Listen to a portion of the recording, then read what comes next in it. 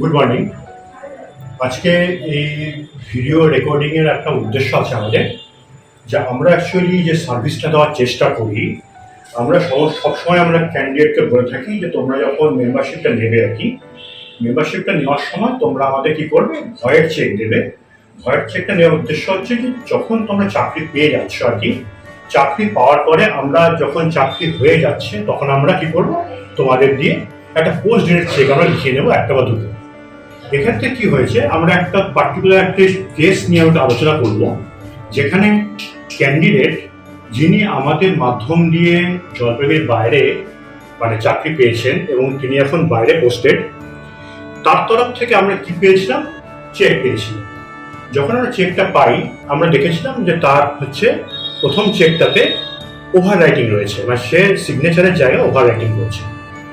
আমরা তৎক্ষণাৎ তাকে জানাই যে ওভার রাইটিং করেছো, আমরা কি চেকটা ড্রপ করবো। সে আমাদের রিকোয়েস্ট করে যে চেকটা ড্রপ করবেন না, আমিও নতুন চেক দেবো।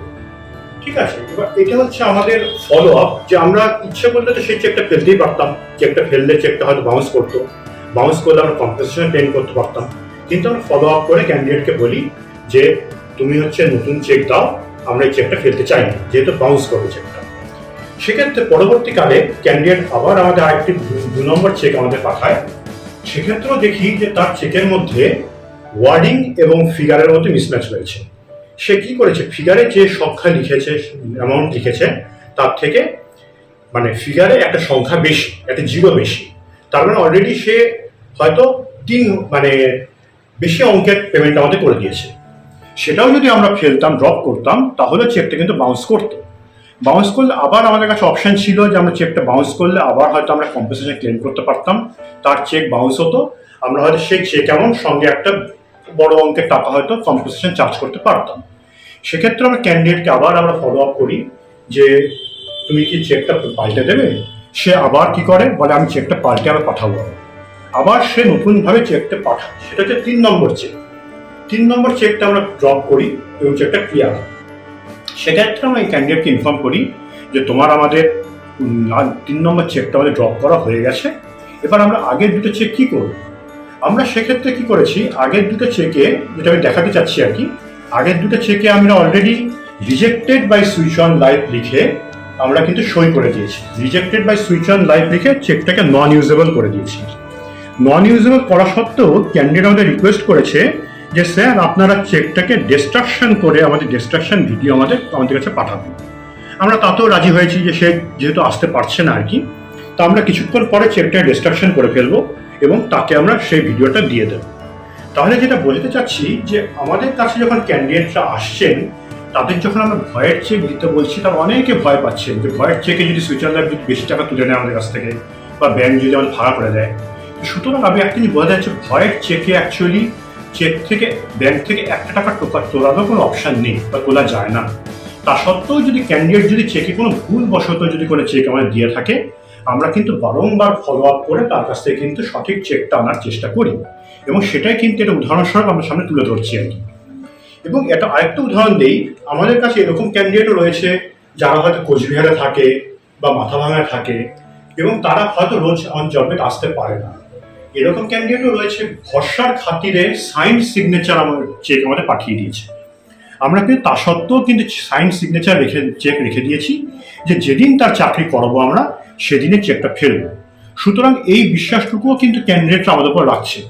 সুতরাং যে বা যারা এখনো অবধি ভয় পাচ্ছে যে আমরা যে চাকরি পাওয়ার পরে যে আমরা আগে যে মেম্বারশিপ নেওয়ার সময় যে আমরা ফাঁকা চেকটা দিচ্ছি সুইচ অন লাভকে, বা ভয়ের চেক দিচ্ছি, সুইচ অন লাভ যদি মিস ইউজ করে, তো সত্যি কথা বলতে আমরা বলি যে মিস ইউজ করার কোনো জায়গা নেই। ফাঁকা চেক দিয়ে কোনো কাজ করা যায় না। এবং এখনো অবধি অনেক ক্যান্ডিডেট রয়েছে যারা মেম্বারশিপ নিয়েছে এবং ভয় পাচ্ছে যে চেক আগের থেকে কেন, চেক আগের থেকে ফাঁকা চেক কেন দেবে। ফাঁকা চেক নেওয়ার উদ্দেশ্য হচ্ছে আমাদের কাছে একটাই, পরিষ্কার করে বলি আমরা ফাঁকা চেক কেন নিচ্ছি। ফাঁকা চেক ক্যান্ডিডেট কাছে নেওয়ার উদ্দেশ্য, ক্যান্ডিডেট আমার একটা পারমিশন দিচ্ছে যে আপনাদের কাছে আমরা ফাঁকা চেক দিচ্ছি, আপনারা যেদিন আমাকে চাকরি করাবেন সেই দিন আমি কি করবো, সেই চেকে সই করে দেবো এবং নির্দিষ্ট তারিখ দেবো, অ্যামাউন্ট বসিয়ে দেবো, আপনারা সেই ডেটে চেকটা ফেলবেন। আগের থেকে যদি ক্যান্ডিডেট যে চেক আমাদের না দেয়, চাকরি হওয়ার পরে এমপ্লয়াররা আমাদেরকে খুব কম সময় দেয়, মানে 0.5 ঘন্টা থেকে 1 ঘন্টা টাইম দেয় যে আমাদের এনওসিটা পাঠান, আপনারা এনওসিটা পাঠালে তবে আমরা আপনার ক্যান্ডিডেটকে আমরা কি করবো, স্যাংগুইন করবো যে তার চাকরিটা হবে। সেই সময় যদি ক্যান্ডিডেট বলে যে আমার কাছে চেক নেই, বা আমি চেক বই খুঁজে পাচ্ছি না, বা আমার চেকের পাতা ডিস্ট্রয় হয়ে গেছে বা নষ্ট হয়ে গেছে, ভিজে গেছে, তখন কি হবে, তার চাকরি কিন্তু করাতে পারবো না। সেই জন্যই আমরা আগের থেকে কি করি, ভয়ের চেক নিয়ে যেটা আমাদের মেম্বারশিপ এগ্রিমেন্টে লেখা আছে এবং আমাদের ফাইলে আমরা সেটা সিকিউরভাবে রেখে দিই। যদি আমরা চাকরি করাতে পারি দেন অ্যান্ড দেন অনলি আমরা শুধুমাত্র একমাত্র চেকে সই করাই।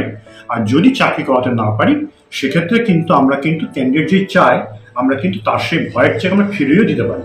ঠিক আছে, সুতরাং একটা জিনিস মেন ব্যাপার যেটা, আমরা কিন্তু যেহেতু রেজিস্টার্ড কোম্পানি আমরা সার্ভিস ফিসটা ক্যাশে নিতে পারি না। তার কারণ কি, ক্যাশে নিলে কিন্তু সেটা গভর্নমেন্ট জানতে পারছে না যে আমরা কত টাকা নিলাম, সুতরাং আমরা সেটাকে করতে পারি না। এবং যেহেতু আমরা পোস্ট পে সিস্টেমে কাজ করি, মানে আমরা ক্যাশ চাকরি করানোর আগের থেকে কোনো টাকা পয়সা নিচ্ছি না ক্যান্ডিডেটের কাছ থেকে, টোটাল ব্যাপারটা আমরা চাকরি করাবো বা সার্ভিস দেবো তারপরে পেমেন্ট নিচ্ছি আমরা, সুতরাং আমরা ইউপিআই পেমেন্টও আমরা যেতে পারি। তার কারণ কি, ক্যান্ডিডেট বলবে আমি আপনাকে 1 মাস পরে বা 20 দিন পরে আপনি ইউপিআই করে দেবো। এবার 20 দিন পরে সে কি হবে, সে কোথায় পোস্টেড হবে বা সে আদৌ আমাদের মনে রাখবে কিনা তার কোনো গ্যারান্টি নেই। সুতরাং এই জন্যই ব্যাপারটা মেন ব্যাপার হচ্ছে যে আমরা তার কাছ থেকে ফাঁকা চেক রাখবো মেম্বারশিপের সময়, যখন তাকে চাকরি করাবো তিনি আসবেন বা তার হয়ে যিনি থার্ড পার্টি চেক দিয়েছেন তিনি আসবেন, এসে তিনি সই করবেন, তারিখ বসাবেন, অ্যামাউন্ট লিখবেন, আমরা সেই পোস্টেড চেকের ভিত্তিতে এমপ্লয়কে কি করবো, এনওসি পাঠাবো এবং এনওসি পাওয়া মাত্র এমপ্লয় হচ্ছে তার সঙ্গে যোগাযোগ করবো। ঠিক আছে, এখন যেটা হচ্ছে কি করবো আমরা নেক্সট কাজ হচ্ছে আমরা যে ক্যান্ডিডেটকে কথা দিয়েছি আমরা ওনার চেক দুটো আগের চেক দুটো ছিঁড়ে ফেলে বাকি পোর্শনের রেকর্ডিংটা আমরা ওনাকে পাঠিয়ে দেবো, ওনার ইয়ের জন্য আশ্বস্ত করার জন্য যে আপনার চেক আর কোনোভাবে ইউজ হতে পারবে না। অবভিয়াসলি আমরা চেকের মধ্যে আমরা দাগ কেটে আমরা already rejected by switch on life due to overwriting in signature আর ডিউ টু ওভার মানে মিসম্যাচিং ইন ফিগার এবং ওয়ার্ডিং আমরা লিখে দিয়েছি। সুতরাং এই চেক কিন্তু আর কারো ক্ষমতা নেই যে সে এটাকে ইউজ করবে বা তার চেক অ্যাকাউন্টটাকে ভাঙাবে। ঠিক আছে, সুতরাং এই ব্যাপারটা কিন্তু সাপোর্টটা আমরা দিয়ে থাকি। আমরা এটা কিন্তু জোর গলায় বলছি যে আমরা কিন্তু এখানে কোনো অন্যরকম কাজ করার জন্য আসিনি। আমরা অলরেডি এখানে মোটামুটি 20-22 জনকে আমরা 22 জনকে আমরা চাকরি দিয়ে দিয়েছি অলরেডি, মানে এই যে আমাদের অফিসটা জবে খোলার পরে, এবং তারা অলরেডি খুব ভালো মনে কাজ করছে, বেটার জায়গায় পজিশন আছে। তার মধ্যে 2-1 জন হয়তো চাকরি পাওয়ার পর ছেড়ে দিয়েছে। এখন চাকরি তাদের কন্টিনিউ করা বা চাকরিটা রাখা কিন্তু অ্যাকচুয়ালি ক্যান্ডিডেটের দায়িত্ব। আমাদের দায়িত্ব হচ্ছে চাকরিটা পাইয়ে দেওয়া এবং চাকরি যদি পাইয়ে দিই, চাকরিটা সার্ভিস যখন তাকে দিচ্ছি তাকে সার্ভিস ফিসটা দিতে হবে। এটা আমার একটা সংক্ষিপ্ত বক্তব্য ছিল, যেটা আমরা বললাম যে ঘটনা হচ্ছে আমরা কিন্তু ক্যান্ডিডেট যখন ভুলও করে থাকে চেক লিখতে, সেই চেক কিন্তু আমরা কোনোভাবে ড্রপ করিনি বা করবো না।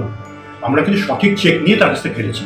তার কারণ কি, আমরা যদি ইমপ্রপার চেক দুটো যদি ফেলতাম, চেক দুটো দুবারই বাউন্স করতো কি হতো, এবং আমাদের অ্যাকাউন্ট থেকে টাকা কাটতো, ওনার অ্যাকাউন্ট থেকে টাকা কাটতো। এবার আমরা তখন কি করতাম, আমরা একটা কম্পেনসেশন চার্জ করতাম। সেটা 500 টাকাও হতে পারে, 1000 টাকাও হতে পারে। একটা অ্যামাউন্টটা সেটা আমরা বলতে পারবো না থেকে, অ্যাকচুয়ালি অ্যামাউন্টের উপর ডিপেন্ড করে হচ্ছে তার অ্যামাউন্ট কত চেক সে অ্যামাউন্ট দিয়েছে। সুতরাং এই ব্যাপারটা হচ্ছে যে টোটাল ক্যান্ডিডেট যারা আমাদের কাছে রয়েছে, যারা এখনো ভয় পাচ্ছে যে ফাঁকা চেক দিলে বোধহয় সুইচ অন লাইফ বোধহয় আমাদের অ্যাকাউন্ট থেকে টাকা বের করে দেবে, সেখানে কিন্তু আমাদের কোনো ইন্টেনশন নেই বা আমরা পারবো না। চেকে যদি কোনো সিগনেচার এবং কিছু না থাকে সেই চেক কিন্তু ইউজ করা যায় না। বারবার বলছি, সেই চেক ইউজ করা যায় না। সুতরাং আপনাদের কারো কোনো ভয় নেই, আপনারা নির্দ্বিধায় আসুন, আমাদের মেম্বারশিপ নিন। মেম্বারশিপ নেওয়ার সময় নিজের অ্যাকাউন্টে যদি চেক বই থাকে আমাদের ভয়ের চেক দিন। সেই ভয়ের চেক আমরা একমাত্র সই করাবো তখনই যখন আমরা চাকরি করাতে পারবো। চাকরি যদি করাতে না পারি তবে কিন্তু আমরা চেক নিতে সই করাবো না, এবং মেম্বারশিপ ল্যাপস হয়ে গেলে যদি ক্যান্ডিডেট যদি চায় আমরা সেই চেক কিন্তু ফেরতও দিয়ে দেবো। ঠিক আছে, এই বলে আমি আমার আজকের বক্তব্য আমি এখানে শেষ করব। এবং যেটা নেক্সট পোর্শন যেটা করবো আমরা, যেটা এখানে আমরা দেখাবো না, যেটা আমরা চেক দুটো ডিস্ট্রয় করবো, ডিস্ট্রয় করার পরে আমরা এই ভিডিওটা লাস্ট পোর্শনটা আমরা হচ্ছে ক্যান্ডিডেটকে পাসন করে দেবো। ঠিক আছে, সুতরাং আমরা অ্যাকচুয়ালি দেখাচ্ছি, এখানে আমরা ক্যান্ডিডেটের নামটা ঢেকে রেখেছি। আমাদের উদ্দেশ্য ক্যান্ডিডেটকে এক্সপোজ করা নয়, ক্যান্ডিডেট আমরা কোনো কিছু জানাচ্ছি না।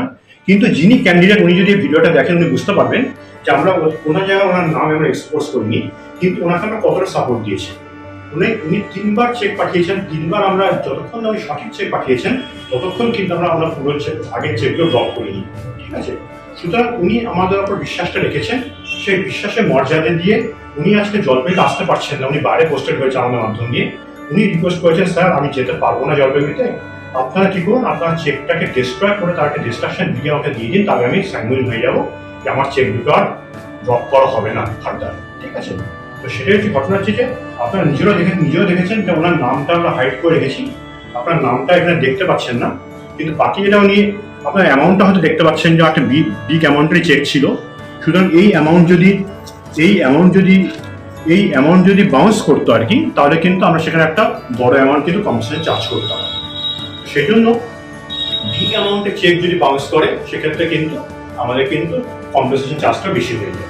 সেই জন্য আমরা বারবার বলেছিলাম যে ঘটনা হচ্ছে যে চেকটা যতক্ষণ সঠিক না পাঠাচ্ছ আমরা চেকটা কিন্তু ফেলবো না, এবং সঠিক চেক আসার পরে সেই চেক আমরা ফেলেছি, আমাদের অ্যাকাউন্টে ক্রেডিট হয়েছে, এবং আমরা যেটা আমাদের কর্তব্য অনুযায়ী আমরা কি করছি, আমরা ফেরত দিতে চাইছিলাম ওনার আগের চেকগুলো, কিন্তু উনি যেহেতু আসতে পারছেন না, আমরা চেক দুটো এখন কি করবো, এখন আমরা এটাকে ছিঁড়ে ফেলে এর ডিস্ট্রাকশন ভিডিওটা ওনাকে পাস করে দেবো। ঠিক আছে, নমস্কার।